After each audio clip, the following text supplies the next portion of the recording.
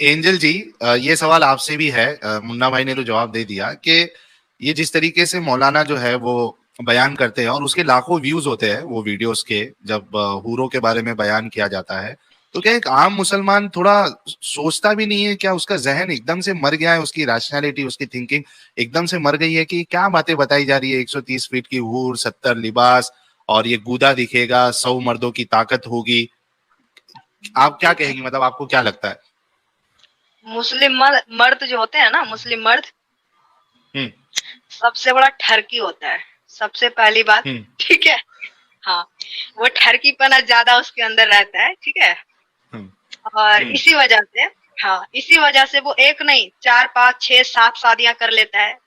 जिसके अंदर इंसानियत रहेगा वो ये हरकतें करेगा ही नहीं। ठीक है, वो गलती से कोई हरकत नहीं करेगा। ठीक है, दूसरी नंबर कि वो लोग इतने ज्यादा, मतलब वो ठरकीपना ही बोल सकते हैं, जिसके कारण मतलब 15-15 बच्चा पैदा कर लेता है। इसको और क्या बोल सकता है? तो लालच बुरी बला है। ठीक है, जब धरती पर रहकर, मतलब दुनिया में आकर 7 शादी कर सकता है एक 100 साल की लाइफ में, मतलब 70 साल की अब ले लीजिए, तो वहां तो कह रहा अल्लाह पाक कि तुमको मरना ही नहीं है, कभी मरना ही नहीं है। तो बेचारा कोटा तो पहले ही पूरा करेगा ना। लेकिन मुझे एक मतलब बात वहां बताओ। डिपॉजिट करके रखा है जी। मेरा सवाल करने का मकसद ये है कि मैं इनके अंदर की रैशनैलिटी को परखना वो चाहता हूँ पढ़ना या ही नहीं, जगाना चाहता हूँ। सबसे बड़ी जगाना बात है कि चाहता वो हूँ।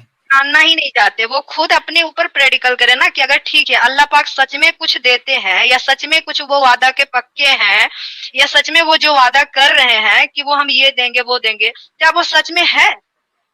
वहां तो बोल रहे हैं अल्लाह पाक कि मतलब 100% तुम्हारे लिए जन्नत है। ठीक है, तो कम से कम यहाँ मान लीजिए एक बात बोल रहे कि चलिए कोई उस पे, मतलब मुस्लिम ना होकर कोई गैर मजहब उस पे मतलब बुरी तरह उसको टॉर्चर कर रहा है, या उसके इस्लाम को बुरा भला कह रहा है, या फिर उसकी मस्जिद पे भगवा लहरा रहा, कुरान को जला रहा है, तो कम से कम 1% भी तो अल्लाह को सामने आना चाहिए, कुछ तो करना चाहिए, मतलब कुछ 1%।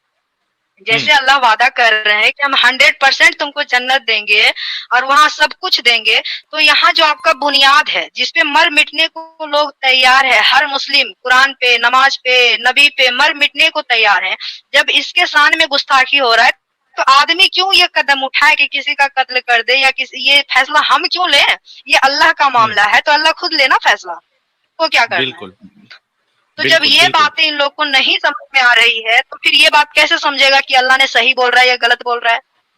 बिल्कुल। लेकिन चूंकि ये बात चूंकि समझ जो में है, जी, लेकिन चूंकि कई सारे लोग हमको देख रहे हैं, तो मैं फिर से ये सवाल अब हमारे मुसलमान भाइयों से करना चाहता हूँ। उसके जो हूरों के बारे में लालच दी जा रही है और जो डिस्क्रिप्शन बताया जा रहा है, आप देखिए कि एक इंसान, चलो थोड़ी देर के लिए मान लेते ठरकी है या नहीं है, लेकिन कौन कौन इंसान जो है वो अपने लिए एक ऐसी लड़की चूज करना चाहेगा जिसके हड्डी के अंदर का गूदा दिख रहा हो, जो 70-70 कपड़े पहन के घूमती हो? कौन पसंद करेगा यार? थोड़ा तो दिमाग लगाओ।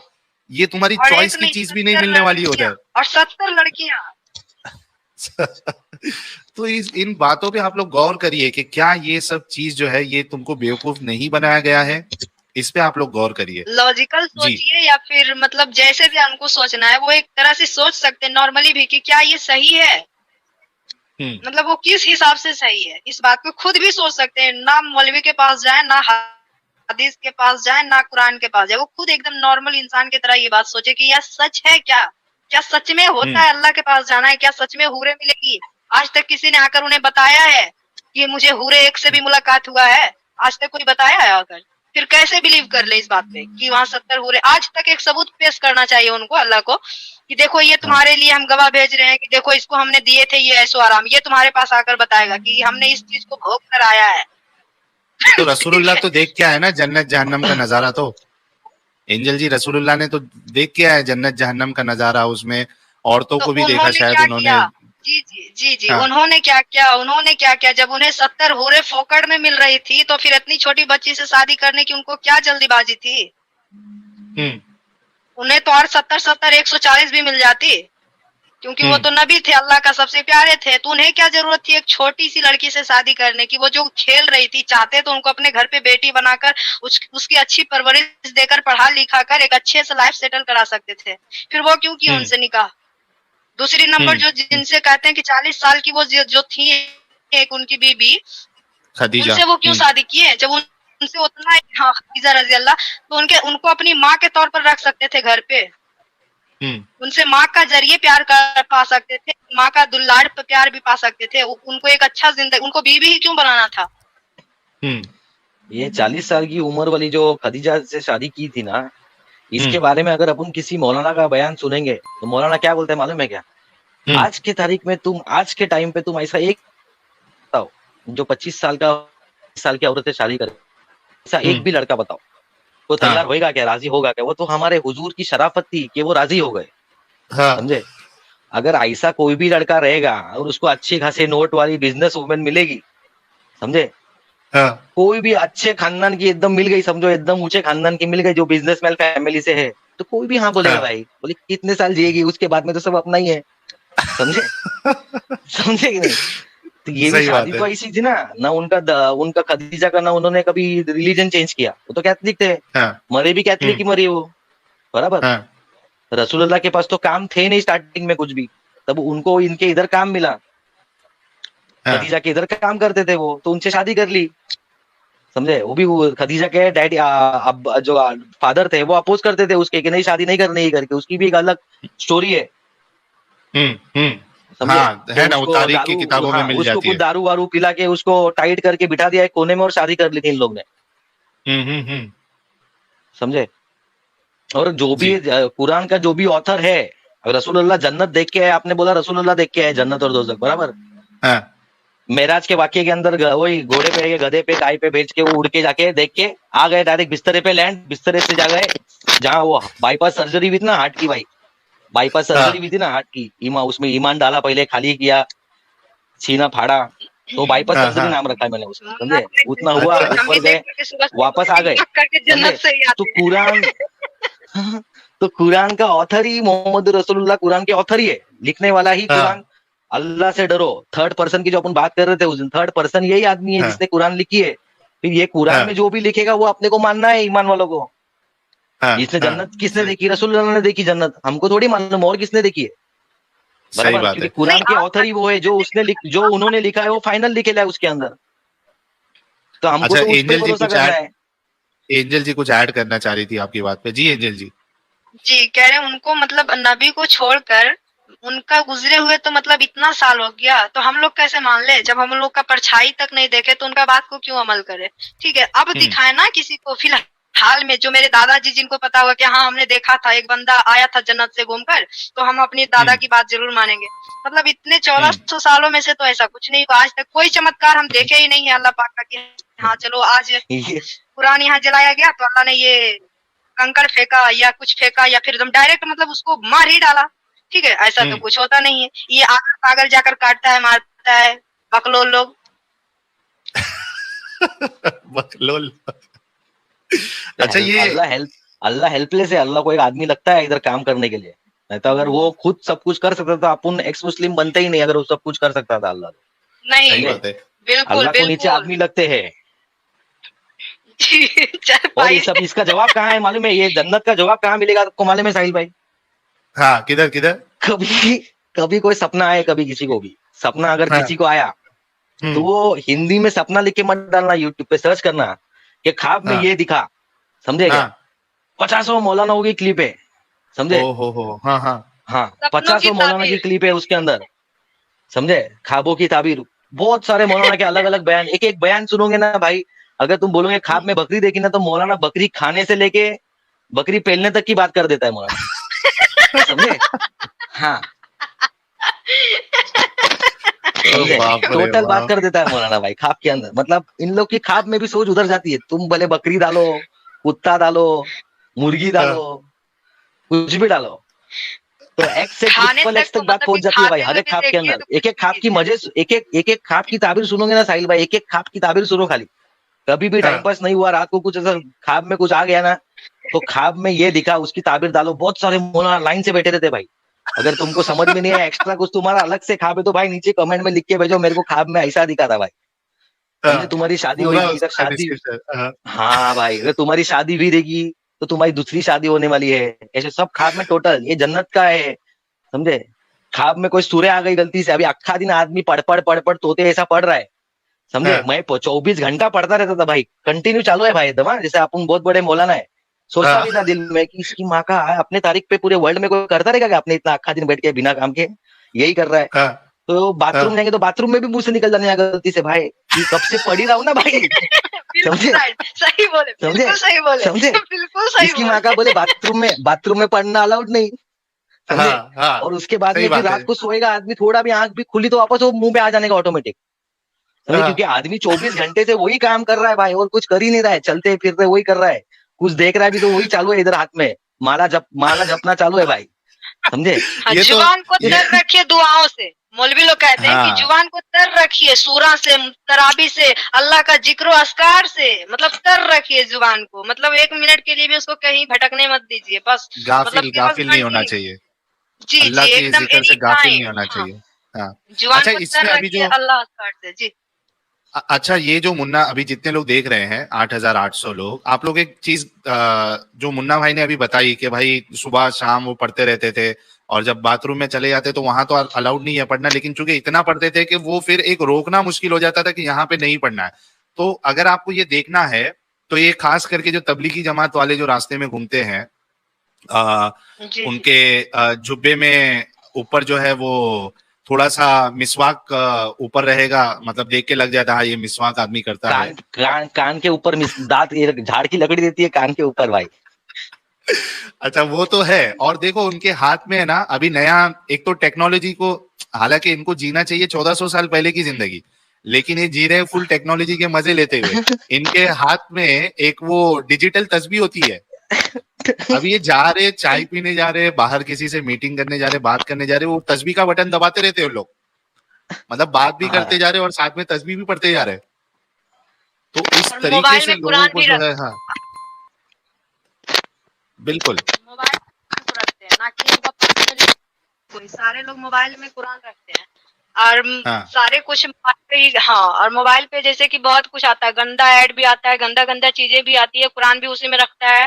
ठीक है, और ऐसा नहीं है कि मोदी लोग मतलब कि वो अल्लाह रसूल की इबादत पे चल रहा है, ऐसा नहीं। रोड पे चलिए, कोई अच्छी लड़की चल रही है, बिना देखे वो नजर नीचे नहीं करेगा, 100%। खास मौलाना का नियत होता है। आम लोग तो 1 मिनट के लिए शर्मा भी जाएगा, लेकिन मौलवी मौलाना जो है ना, ये लोग खास करके, क्योंकि उसको पता है कि हमको तो कोई रोकेगा नहीं, हम पे तो कोई शक करेगा नहीं, हमको तो कोई बोलेगा नहीं। तो नबी का दूसरा रोल यही होता है, कुछ भी रूल ला दो, मानेगा उल्लू लोग। यही सिस्टम चलता रहेगा नबी के टाइम पे, मोहम्मद के टाइम पे यही सिस्टम चलता रहेगा भाई। इसके लिए मोहम्मद ने सबको बुरखे में डाल दिया लगता है मेरे को। बोले कोई देखो मत, समझे, देखेंगे तो जहन भटकेगा। हाँ, समझे। और मोहम्मद की बीवी को तो भाई सबसे हिट सिन तो मोहम्मद ने सिस्टम क्या करके रखा है कि मतलब मेरे मरने के बाद में मेरी बीवियों से कोई शादी नहीं करना चाहिए। मैंने रूल बनाया है दूसरी शादी करने का, और मेरा ही गेम होने वाला है इधर। तो तुरंत अपनी बीवी लोग को, मेरी बीवी को अम्मा बोलने का, समझे, तुरंत फरमाना जाता था भाई। मुन्ना भाई, हालांकि ये दूसरी एक बार को देखकर जाकर ये बोलना कि हम इससे शादी कर लेंगे बड़ी होगी तो। हाँ, अच्छा, इसमें एक हमने स्ट्रीम भी किया था कि जो सोशल रिफॉर्मर होता है, यानी आप दूसरे को अगर ये बात की हिदायत दे रहे हो कि भाई किसी की बीवी जो है वो, उसका अगर तलाक हो जाए किसी औरत का, या उसका शौहर मर जाए, तो ये एक सोसाइटी में रिफॉर्म आना चाहिए कि लोग उन औरतों से शादी करना चाहिए। लेकिन आप देखिए कि इस्लाम ने इस बात की इजाजत तो दी कि जिसकी बीवी का शौहर अगर कोई मर जाए या तलाक हो जाए तो करना चाहिए, लेकिन खुद रसूलुल्लाह ने अपने घर में ये करके नहीं दिखाया। यानी उन्होंने जिस तरीके से आपने कहा कि उन्होंने ये दरवाजा बंद ही रख दिया कि उनकी जो बीवियां थी वो किसी से शादी नहीं कर सकती है, वो सबकी माँ बना दी उनको। फिर एक जगह पे बोलते हो कि बोलने से, सिर्फ कह देने से कोई आपकी बेटी या बेटा नहीं बन जाता, माँ नहीं बन जाती, लेकिन यहाँ रसूलुल्लाह ने बोलने के ऊपर उनकी जो बीवियां थी उनको यानी पूरी उम्मत की माँ बना दी।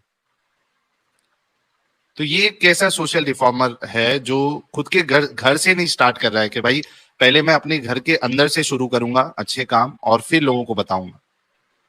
भाई इस्लाम अभी एक ऐसा रिलीजन है ना भाई, जिसके अंदर अगर तुमको बच्चे को गोद लेना है, समझे, हम्म गोद लेना तुमको इस्लाम में अलाउड नहीं है बच्चे को, समझे। हम्म इस्लाम में बच्चे को गोद लेना अलाउड नहीं है, बाकी ऐसे ही कोई लेता रहेगा तो मालूम नहीं, बाकी according according to Islamic rule तुम बच्चे हाँ, को गोद नहीं नहीं ले ले सकते सकते। हो इस्लाम में पहले।